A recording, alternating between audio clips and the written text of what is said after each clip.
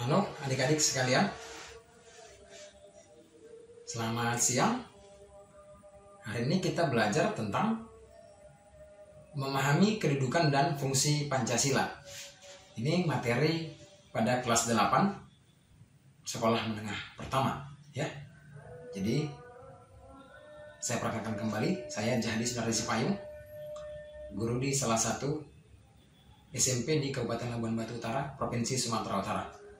Oke, langsung kita mulai saja. Pada kelas 8, bab 1, memahami kedudukan dan fungsi Pancasila. Pancasila dikenal sejak abad ke-14.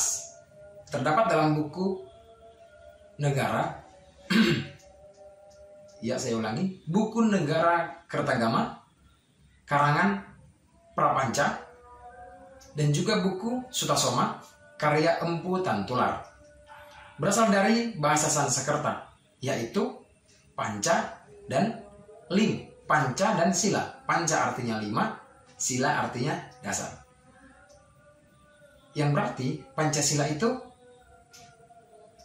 batu sendi yang berjumlah 5, begitu kira-kira.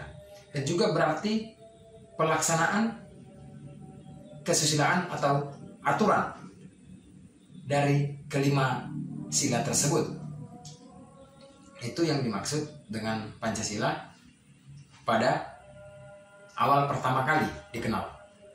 Jadi Pancasila sebagai dasar negara dituangkan secara jelas dalam pembukaan Undang-Undang Dasar Negara Republik Indonesia tahun 1945 yang berbunyi, maka disusunlah kemerdekaan kebangsaan itu dalam suatu Undang-Undang Dasar Negara Indonesia yang terbentuk dalam suatu susunan negara Indonesia yang berkedaulatan rakyat dengan berdasar kepada, baru masuk ke Pancasila, ketuhanan yang Maha Esa, kemanusiaan yang adil dan beradab, sampai seterusnya.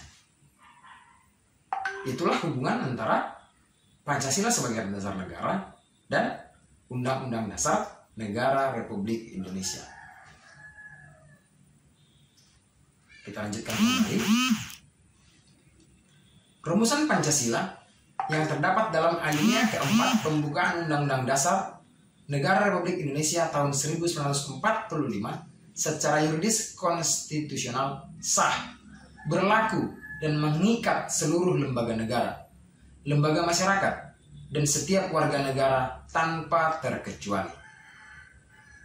Artinya, rumusan Pancasila atau yang biasa kita kenal dengan disebut dasar sebagai dasar negara merupakan sumber dari segala sumber hukum yang berlaku di Indonesia. Dan itu berlaku secara menyeluruh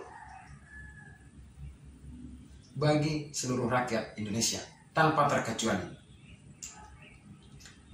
Kemudian kita lanjutkan kembali. Dasar negara merupakan landasan fondasi negara. Dasar negara dijadikan pedoman dan arah dalam gerak langkah penyelenggaraan pemerintah negara. Para pendiri negara Indonesia sudah mengatakan bahwa bangsa Indonesia membutuhkan sebuah dasar bagi penyelenggaraan negara. Sehingga dasar negara juga disebut sebagai ideologi negara. Nah, ini bagian yang kedua. Yang pertama tadi, Pancasila sebagai dasar negara. Bagian yang kedua, Pancasila sebagai ideologi negara. Artinya, para pendiri bangsa Indonesia mengatakan bahwa Indonesia membutuhkan sebuah dasar negara untuk penyelenggaraan negara. Itulah yang menjadi dasar sehingga disebut sebagai sebuah ideologi, kerangka berpikir yang akan menjadi aturan atau menjadi sumber pemikiran bagi seluruh rakyat Indonesia.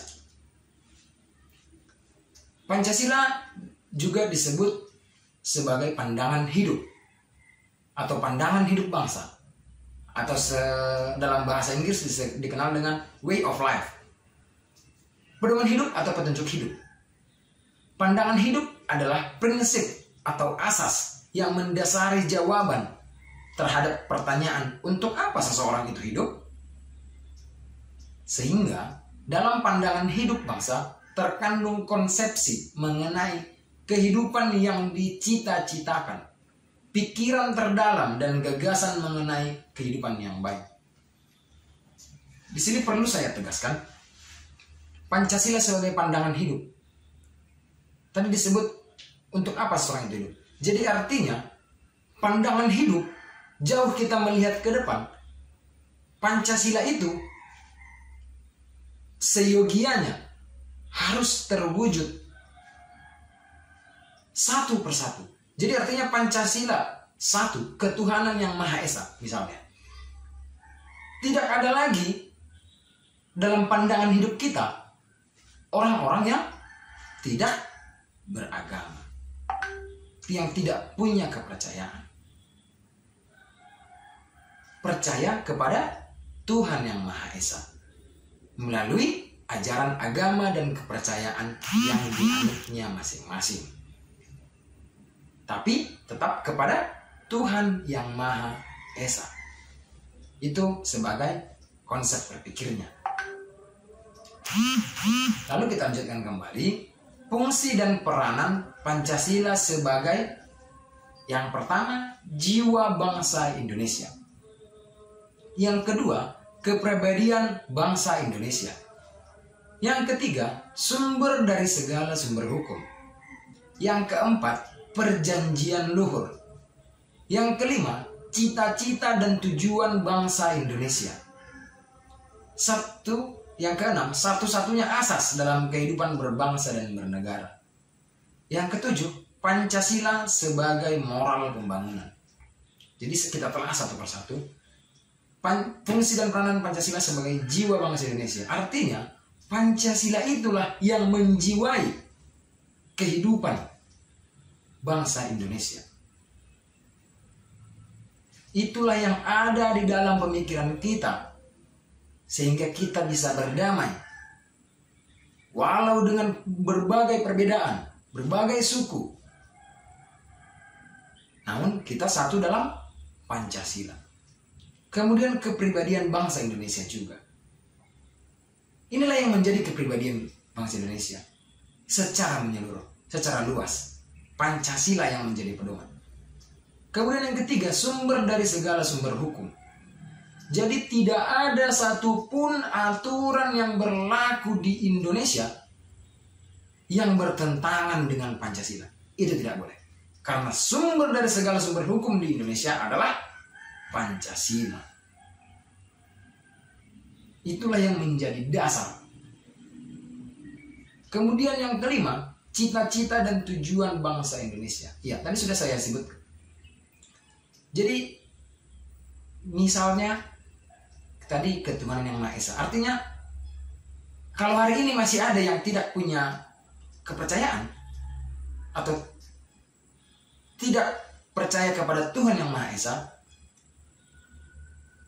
dengan berdasarkan Pancasila yang Bapak jelaskan pada siang hari ini, tentunya ke depan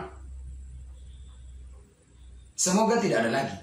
Semua sudah percaya kepada Tuhan yang Maha Esa. Karena tidak ada satu ajaran agama pun, tidak ada yang mengajarkan yang tidak baik. Semua agama, semua kepercayaan itu mengajarkan untuk berbuat baik. Ada Tuhan yang Maha Esa melalui Rasulnya menyampaikan berita, menyampaikan pesan kepada seluruh umatnya supaya tetap berbuat baik, tetap percaya kepada Tuhan. Itulah yang menjadi cita-cita kita. Demikian pula pada sila yang kedua, kemanusiaan yang adil dan beradab. Jadi manusia itu harus bisa bersikap adil dan beradab. Kalau hari ini masih ada yang seperti itu, artinya sejauh ini itu akan tetap, itu masih menjadi cita-cita kita. Itu menjadi harapan kita bersama. Bagaimana nantinya kita hidup bisa saling bersikap adil. Kemudian yang berikutnya, satu-satunya asas dalam kehidupan berbangsa dan bernegara. Ya betul. Hanya ini asas dalam kehidupan berbangsa dan bernegara. Hanya Pancasila. Karena kalau tidak ada ini, kita akan bubar. Inilah yang menjadi pondasi pada negara kita.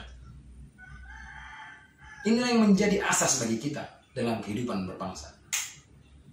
Tidak ada yang lain. Kenapa? Mulai dari percaya kepada Tuhan Yang Maha Esa, keadilan, kemudian persatuan, yang keempat kerakyatan, yang kelima keadilan sosial bagi seluruh rakyat Indonesia. Yang pertama tadi ketuhanan, yang kedua kemanusiaan, 3 persatuan, 4 kerakyatan, yang kelima keadilan. Jadi ini sudah lengkap, semua tertuang di dalamnya. Bagian di lini manapun ada di dalam bagian-bagian Pancasila, sehingga ada butir-butirnya supaya kita lebih mudah mengerti, lebih mudah memahami bagaimana kita berlaku, bersikap di dalam kehidupan berbangsa dan bernegara di Indonesia. Kemudian Pancasila sebagai moral pembangunan. Iya, jadi Pancasila itu untuk pembangunan sumber daya manusia, baik dalam hal pembangunan suatu bangsa secara menyeluruh, tetaplah berpatokan kepada Pancasila. Tidak ada, jangan pernah meniatkan, jangan pernah melakukan korupsi. Itu bertentangan dengan Pancasila. Karena apa? Apa yang dilakukan oleh orang-orang seperti itu, maka itu, iya betul, itu mengganggu apa yang sudah menjadi hak orang lain. Seharusnya kita menjalankan tugas, lembaga negara menjalankan tugas, atau siapapun yang sedang menjalankan tugas, dijalankanlah dengan sesuai dengan aturan yang sebenarnya. Bukan untuk memperkaya diri sendiri. Jadi untuk kalian, anak-anak sekalian kelas 8, marilah menjadi anak-anak yang menjadi anak-anak yang baik. Menjadi anak-anak Pancasila. Sebagai pelajar Pancasila. Berbudi pekerti luhur. Oke? Baik, kita lanjutkan kembali. Nilai-nilai Pancasila sebagai dasar negara dan pandangan hidup. Yang pertama, sila pertama, pengakuan atas keberadaan Tuhan sebagai pencipta alam semesta beserta isinya. Jadi, kita sebagai umat manusia harus percaya bahwa ada Tuhan yang menciptakan alam semesta ini. Dunia ini. Kita hadir, ini sudah ada. Siapa yang ciptakan? Tuhan Yang Maha Esa. Kita harus percaya itu. Karena maha besar. Ini bukan karya manusia. Kita tidak sanggup melakukan ini. Ini karya Tuhan. Kita harus percaya itu. Ada sebuah kekuatan besar. Sehingga kita diminta untuk sila yang pertama, ketuhanan Yang Maha Esa. Yang kedua, sila kedua, mengakui kedudukan manusia yang sederajat dan sama. Mempunyai hak dan kewajiban yang sama. Jadi sesama manusia, kalian maupun saya, kita sama kedudukannya. Memiliki hak dan kewajiban yang sama. Atas aturan, atas hak dan kewajiban di negara ini. Sama-sama harus bayar pajak, mematuhi peraturan pemerintah, mematuhi undang-undang. Untuk kalian, adik-adik sekalian, cobalah, biasakanlah menggunakan helm ketika hendak berkendara, mengendarai sepeda motor. Tapi ingat, sebelum memiliki SIM, jangan. Kamu harus tetap dalam pengawasan orang tua. Ingat, kamu harus dalam pengawasan orang tua. Biarlah kamu dibonceng sama orang tua. nanti ada waktunya kamu sudah memiliki SIM, surat izin mengemudi. Itu ya, itu untuk bagaimana kita memahami bahwa kita memiliki hak dan kewajiban yang sama di Indonesia. Jangan ada yang coba mengambil yang bukan haknya. Satu. Yang kedua, lakukan terlebih dahulu kewajibanmu, barulah kamu tuntut hak. Oke. Pada sila yang ketiga, itu perwujudan dari paham kebangsaan yang mengatasi paham perseorangan, golongan, suku bangsa, dan mendahulukan persatuan dan kesatuan bangsa sehingga tidak terpecah belah. Ya. Jadi persatuan Indonesia ini, kita sebagai warga negara Indonesia diminta untuk bersatu. Sebuah permasalahan bisa diselesaikan dengan mufakat, dengan musyawarah. Itu nanti ada kita bahas di sila yang keempat. Tapi diminta di sini kita harus bersatu. Bagaimana kita bisa mengatasi supaya terhindar dari paham-paham perseorangan, paham-paham kelompok, paham-paham golongan. Melainkan kita harus mendahulukan persatuan dan kesatuan bangsa. Utamakan kepentingan umum di atas kepentingan pribadi.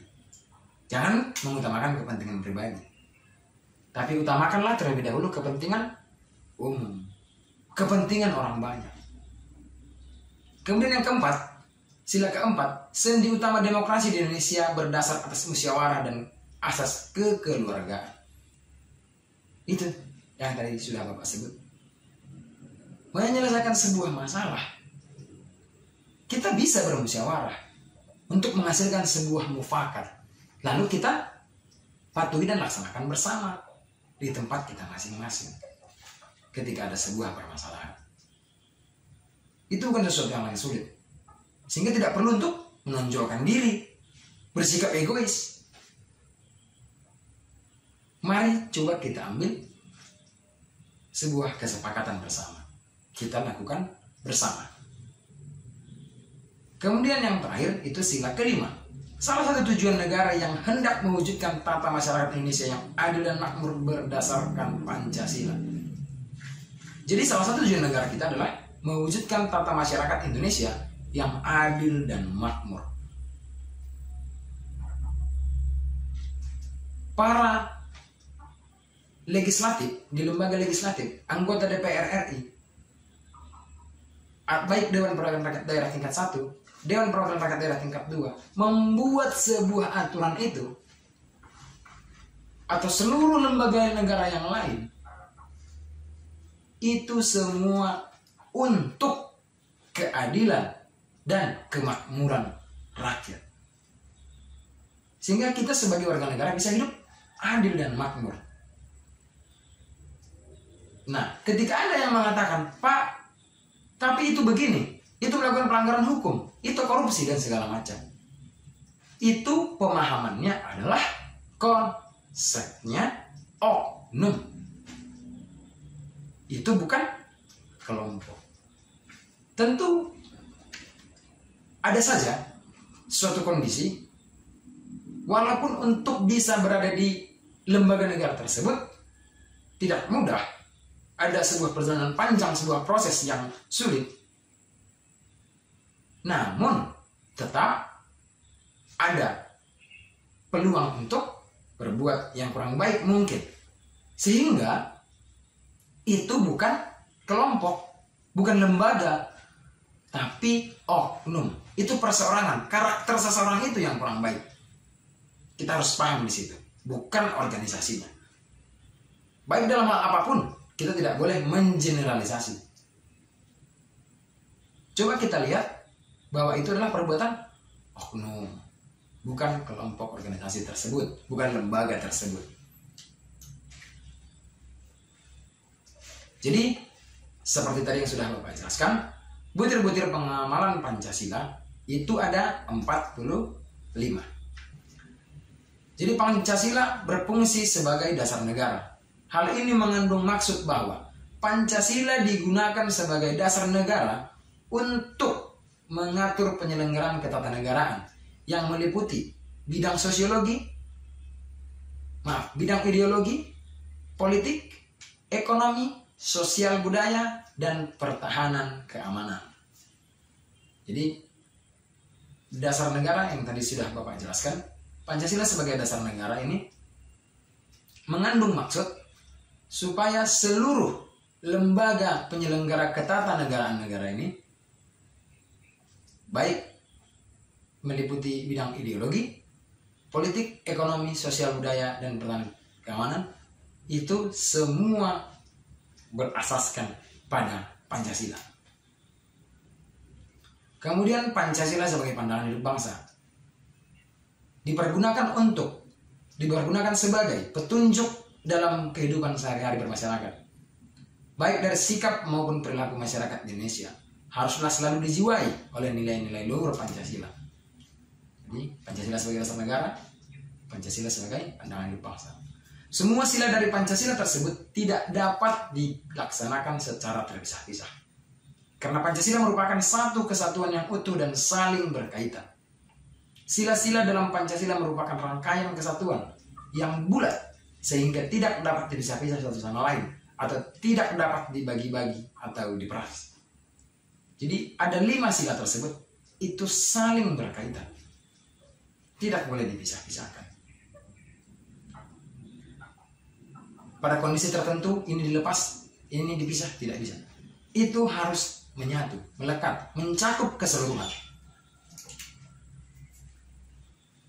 Kemudian upaya mempertahankan Pancasila dapat dilakukan dengan melaksanakan nilai-nilai Pancasila oleh setiap warga negara Indonesia dalam kehidupan sehari-hari dimanapun berada. Ya, jadi kita sebagai warga negara wajib melaksanakan nilai-nilai Pancasila. Nilai-nilai yang kita anggap baik dari Pancasila itu dalam kehidupan kita sehari-hari dimanapun kita berada. Sebagai ciri kita rakyat Indonesia, kita bangsa Indonesia. Kalian adik-adik sekalian, misalnya berada di luar negeri, ketika kamu berbuat baik, wah, warga Indonesia. Jangan jadi membawa citra yang kurang baik. Mari bersama-sama mengharumkan nama bangsa Indonesia.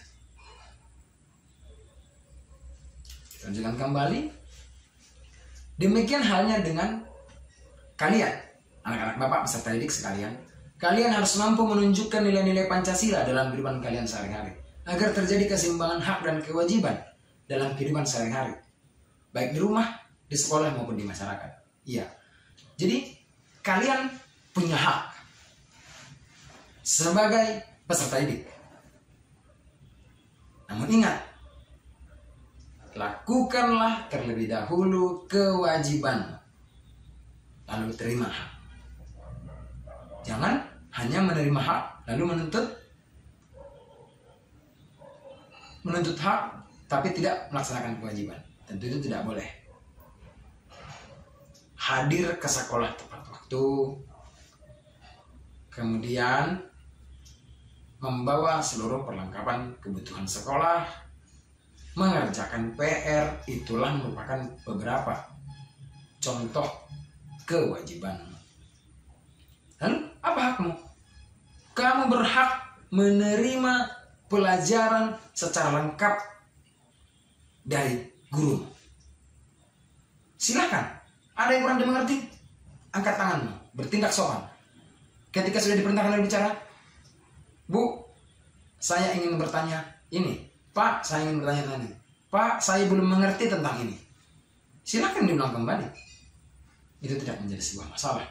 Sampai kamu benar-benar mengerti. Itulah yang menjadi hakmu. Sehingga kamu bisa menjadi anaknya cerdas, anak yang pintar, yang akan menjadi pemimpin-pemimpin bangsa di masa yang akan datang. Jadi, untuk kegiatan kita, untuk pembelajaran kita pada hari ini, cukup sampai di sini saja. Semoga kalian dapat menjadi anak-anak yang patuh terhadap aturan yang berlaku di Indonesia, secara khusus kalian sudah memahami Pancasila sebagai dasar negara tadi. Pancasila sebagai pandangan hidup bangsa.